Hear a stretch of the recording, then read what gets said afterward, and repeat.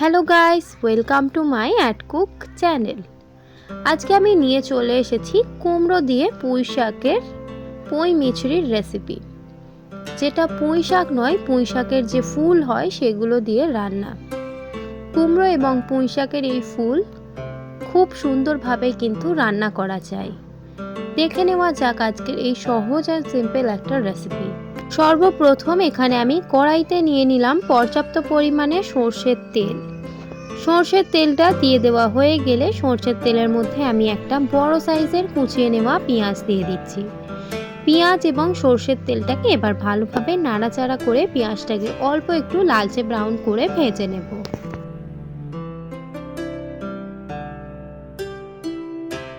পেঁয়াজটা ভালোভাবে নাড়াচাড়া করে যখন লালচে ব্রাউন হয়ে আসবে সেই পর্যায়ে আমি এখানে দিয়ে দিচ্ছি 1 চা চামচ হলুদ গুঁড়ো, দিয়ে দিচ্ছি 1 চা চামচ ঝাল লঙ্কার গুঁড়ো, দিয়ে দিচ্ছি জিরে গুঁড়ো 1 চা চামচ এবং এখানে আমি স্বাদ পরিমাণে নুন দিয়ে দিচ্ছি এবার আদা এবং রসুনের পেস্ট 1 চা চামচ পরিমাণে।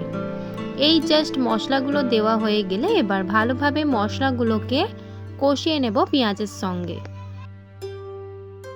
সুন্দরভাবে পেঁয়াজগুলোকে কষিয়ে নেওয়া হয়ে গেলে দেখুন পেঁয়াজ থেকে কিন্তু তেল বেরিয়ে আসবে আর আদা এবং রসুনের কাঁচা গন্ধটা চলে যাবে। সেই পর্যায়ে এখানে আমি কুমড়ো, মটরশুঁটি, একটা আলু এবং পুঁই মিছরি দিয়ে দিচ্ছি এই পেঁয়াজের উপর। এই চারটি আমি এখানে সবজি ব্যবহার করলাম, আপনারা চাইলে এখানে শিমও দিতে পারেন। সবগুলোকে আমি সরু সরু করে কেটে নিয়েছি যাতে ভালোভাবে সিদ্ধ তাড়াতাড়ি হয়ে যায়। সবগুলি সবজি দেওয়া হয়ে গেলে এবার মশলার সঙ্গে ভালোভাবে নাড়াচাড়া করে মাখিয়ে নিতে হবে, অর্থাৎ কষিয়ে নিতে হবে। কষিয়ে নিতে নিতে দেখবেন সবজিগুলো সবই গলে আসছে এবং এটা শুধু ভাজা ভাজা করব না, প্রথমে তেলের মধ্যেই ভালোভাবে নাড়াচাড়া করে ভেজে নেব। তারপর অল্প অল্প জল দিয়ে, জল যখন আমাদের পরিমাণে লাগবে সেই পর্যায়ে জল দিয়ে ভালোভাবে এভাবে করে নাড়াচাড়া করে মাখিয়ে নেব। ভালোভাবে যখন সবজিটা 50% সিদ্ধ হয়ে আসবে এখানে আমি পরিমাণ মতো জল দিয়ে দিলাম। জলটা দিয়ে দেওয়ার পর এবার আমি জলটাকে ভালোভাবে অ্যাডজাস্ট করে দিয়ে ঢাকা দিয়ে 10 থেকে 15 মিনিট ফুটিয়ে নেব, যতক্ষণ না পর্যন্ত জলটা কমে আসছে। 10 থেকে 15 মিনিট পর ঢাকা খুললাম। দেখুন ঝোলটা কিন্তু অনেকটাই রয়েছে এবং এই পর্যায়ে আমাদের গ্যাসটাকে অফ করে এবার স্ট্যান্ডিং টাইমে যদি রেখে দেওয়া যায় তাহলে ঝোলটা পুরোপুরি কমে আসবে। ভালোভাবে আমি নাড়াচাড়া করে দিলাম যাতে নিচেরটা পুড়ে না ধরে।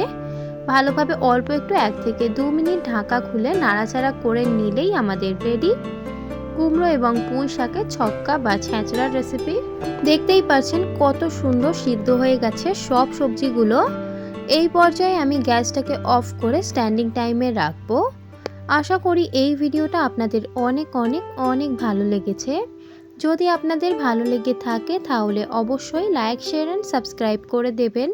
যদি আমার চ্যানেলে আপনারা নতুন হয়ে থাকেন অবশ্যই চ্যানেলটিকে সাবস্ক্রাইব করে আমার পাশে থাকবেন। দেখা হবে নেক্সট ভিডিওতে। আজকের এই ভিডিওটা দেখার জন্য আপনাদেরকে অনেক অনেক ধন্যবাদ।